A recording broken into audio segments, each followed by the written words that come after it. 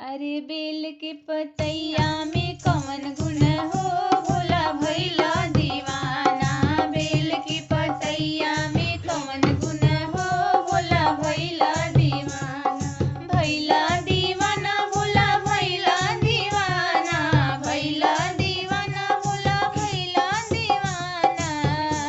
अरे भांग धतुरवा में कवन गुण हो, भोला भैला दीवाना।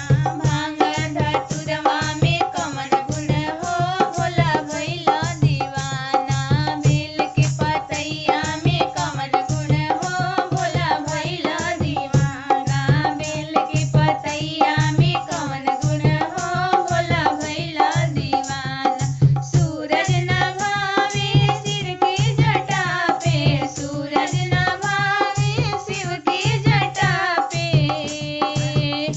अरे चंदा में कवन गुण पैला हो, भोला भैला दीवाना। चंदा में कवन गुण पैला हो, भोला भैला दीवाना। बेल के पतैया में कवन गुण हो, भोला भैला दीवाना। बेल के पतैया में कवन गुण हो, भोला भैला दीवाना।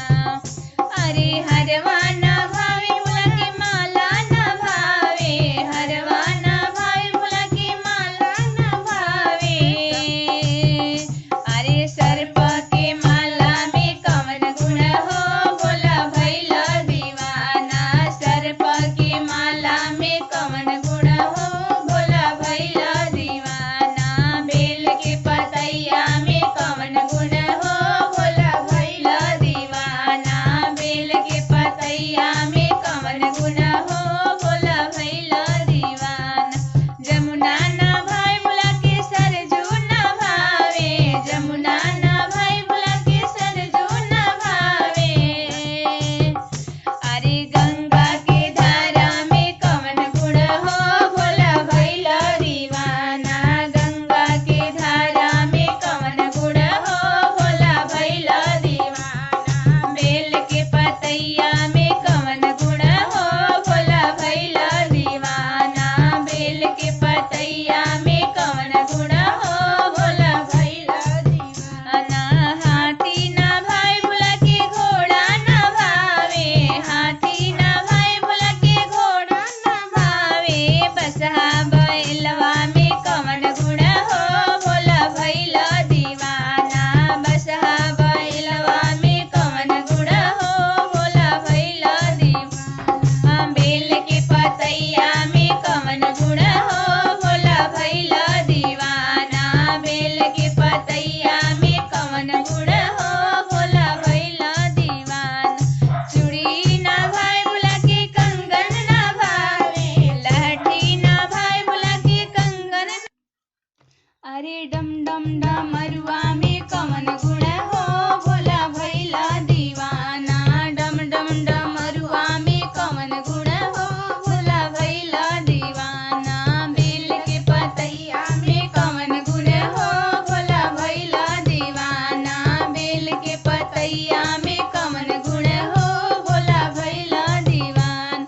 राधा न भाई भोला के सीता न भावे, राधा न भाई भोला के सीता न भावे। अरे